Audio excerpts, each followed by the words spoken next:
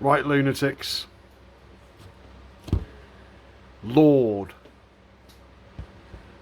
For those of you that are reading the book, you would already have seen that it's Lord, Lord, Lord. It's just endless lords. And the book is corrupt. And I just want to reason with you. I just want you to approach this with logic.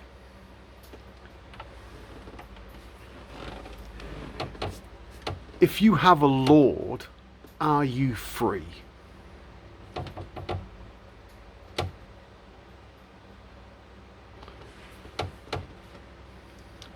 What they did is they took out the name in the Torah, which is the first 5 books of the Bible.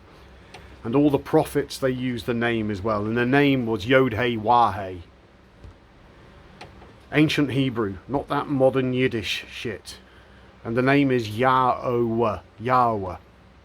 And they took that name out and they put in Yod-Heh-Wah-Heh as a placeholder. And then they took that out and they put in Lord. Now if you translate the word Lord, it's Baal. And Baal is symbolic of the ego intellect. So when people are saying Lord, they're worshipping their ego intellect.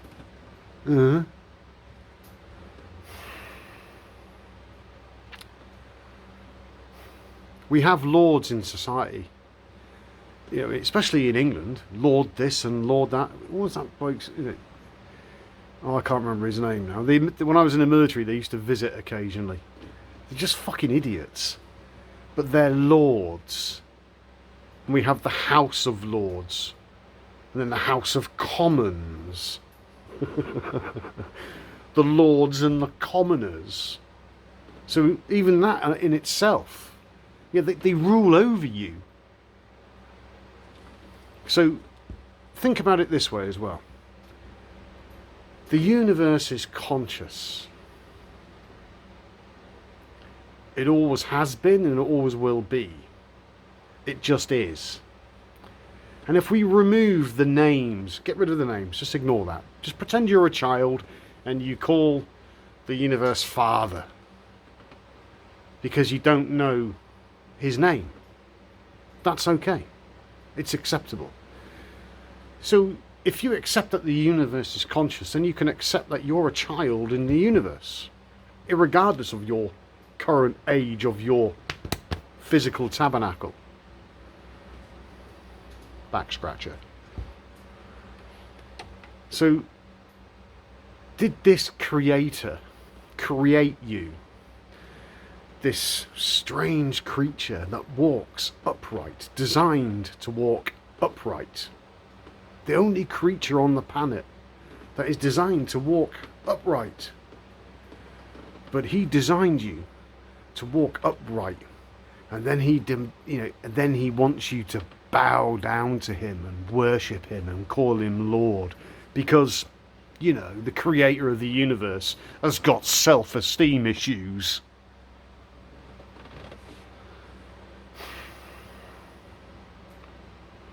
It's just so farcical. So whenever you read Lord, think of it as your higher self, your Father. And we have all sorts of words in the English language. People call me sir occasionally. I understand, they're just being polite, but I always take the opportunity to educate them. Don't call me sir. It means father. I'm not your father. The same thing as in master. And it's everywhere, these corruptions. Baal. Baal is Satan, the adversary to higher consciousness. Don't when you're talking about it, don't even have the word Lord on your lips.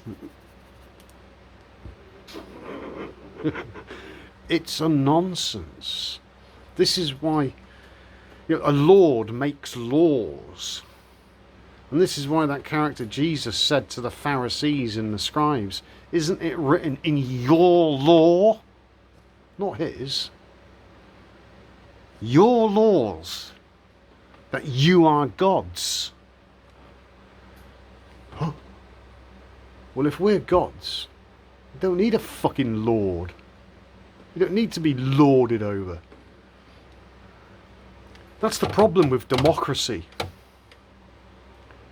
You put people in these positions of power, and and you give them authority, and they rule over you. If you're that defiled and that crooked and bowed down, despite being made to walk upright, then you deserve what you get. The political establishment is a representation of its people.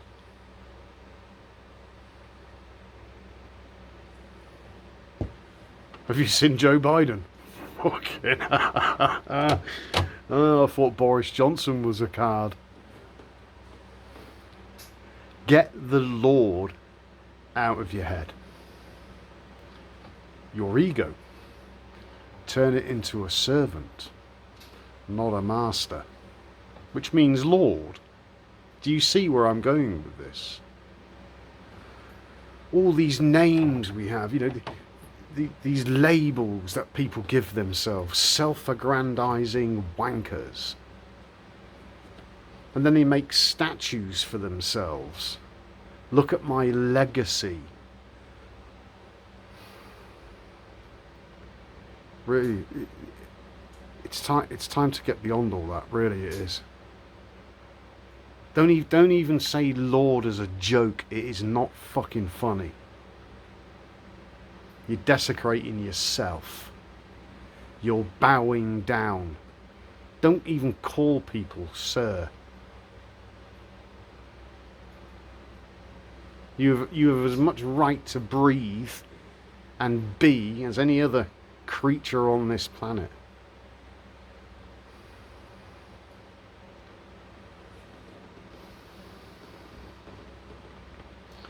Religious people, oh, I've got to be humble. The meek will inherit the earth. And the modern understanding of meek is somebody who, his head's in his shoulders and his chin's down and he's shuffling about and won't look anybody in the eye and won't say boo to a goose. Oh, I'm so meek. It's not what it means.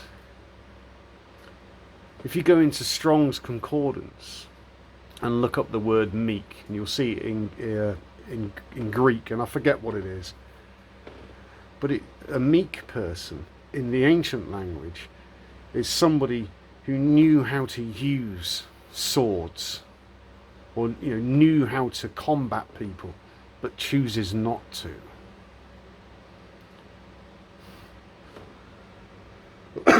I got called a dickhead today,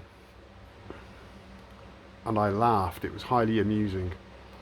And I realised after the fact why I was called a dickhead. It's because I'd driven down a street which was a no entry. Guess I'm a dickhead. Well, I wasn't going to start arguing or fighting with a guy. Perfectly capable of handling myself. But what for? I made a mistake. He called me a dickhead. And people fight over these things. And choosing not to is the definition of being meek. Like I said, I know how to handle myself. I've got nothing to prove. I'll defend myself if attacked. But why would I get into a fight just because somebody's insulted me for a mistake? Anyway. Lord. So as you're reading the book, insert higher self or father. I'll be issuing these tidbits as well as your reading of the book progresses. Now, I've said to you, and this is really sincere advice, don't read the book to understand it. Just don't. Because you'll end up with a Bible full of little post-its, and then you'll start highlighting paragraphs and you'll have little tabs, and you'll be writing notes in the sidelines and scribbling stuff. Don't do any of that. Just read the book. It's only a book. It's not holy. It's just a book. Just read it like any other book. There's 66 books in the whole book. Just read it book at a time. And before you'll know it, you'll be through with it. But your subconscious mind has took it all in. And I'll be talking about the allegory. And the reason I say don't read it to understand it, because that sounds like... Because people try to read the book to understand it, but that's not what it's about. Because when people start studying the book, they get in too deep. And they're studying it and they're trying to be it. You can't be a book. You're a living creature. It causes all sorts of problems in here. The gospel, the God spell. If you're studying it in detail, the devil's in the detail. Don't be misled by that shit. If you're in too close, you can't see. Just read it. And as time progresses on this channel, I will talk about things like Adam and Eve, Cain and Abel, Noah's Ark, the Nephilim. And I will explain what these stories mean. But I'm not going to go into the tiny little details. I'm going to go into what the allegory means, what the symbolism of it is. And then you'll have a different understanding of what's being said. And that's knowledge. But it's only knowledge. It's what you do with the knowledge. If you chew the cud like a clean animal, then you'll part the hoof. And you'll go your own way as an individual. And you will work on becoming upright on the narrow path. The Kundalini. The chakras. That's the narrow path. It's difficult. And few find it.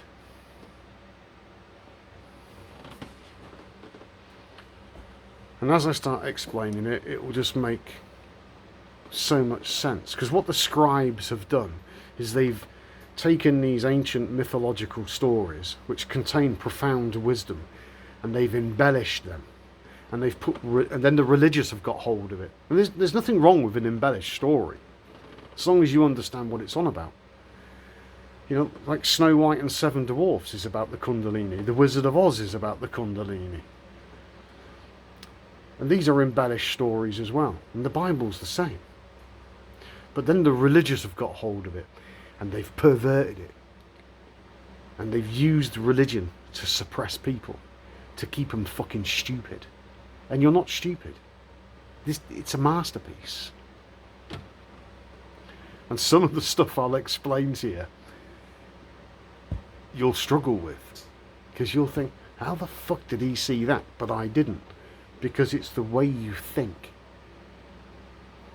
Now, some of you might say, oh, I'm not religious. I'm an atheist, but I've been caught, I've got this intuitive thing going on. Listen, we've all inherited religious garbage. We've all had that shit planted in our field, whether you are conscious of it or not. Last Christmas, how many of you had a Christmas tree? It's religious. It talks about it in the book of Jeremiah. They go into the forest and they cut down trees and they decorate it. But the tree does not talk. It does not move. So Jeremiah, whose name was Yirmiyahu. Yah. Every name has a Yah. Jesus in the Torah was called Yah-Osha. Matthew was called Matan-Yah. Yah. And I'll reveal that as we go along. But keep reading it. Yeah, just read it. It is a masterpiece once you get beyond the shit. But if you start studying it, you'll open a can of fucking worms. And if you want an example of that, go to a church. Yeah, that whorehouse just down the road. Go and sit in there with those fucking lunatics. The swine, they never chew the cud. They swallow everything whole, like a filthy animal. Now, I asked James to look into Nephilim. And James did what I expected him to do. He read the book, reading the book, thinking about it, and then you go off on all these tangents.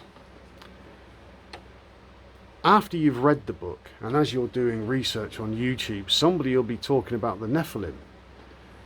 Now, your subconscious mind will think, oh yeah, giants, I remember that. Then you'll go on to Google, what is Nephilim? It means the fallen ones, or ones that prostrate themselves, the bowed down, not upright, no kundalini, workers of iniquity. People that have fallen from a higher state of consciousness. That's the Nephilim.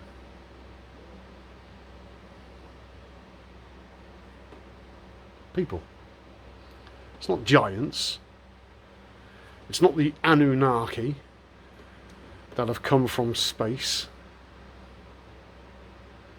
to make humans dig for gold and all these other absurd stories that Zachariah Sitchin has spewed out into the mass media. These are Jesuit Freemasons, for fuck's sake. Anunnaki, gods that came from the sky. The sky is consciousness. You are gods. You are the Anunnaki, if you want to look at it that way. Fucking aliens. And you see pictures of the Sumerian gods with handbags and the pine cone. The pine cone is your pineal gland. And the handbag, it's not a handbag, it's a water pitcher. Like Jesus said, when you see the man with the water pitcher, go into the upper room. The upper room. Meditate. The man with the water pitcher is Aquarius. And that Sumerian god, he might have a reptilian head. The Kundalini, the serpents. Yeah? Oh, he's got a watch as well. Yeah, it's a zodiac. Don't fall into these little traps. It's all in here. It's not out there. And that you have to have that mantra. It's all in here. It's not out there.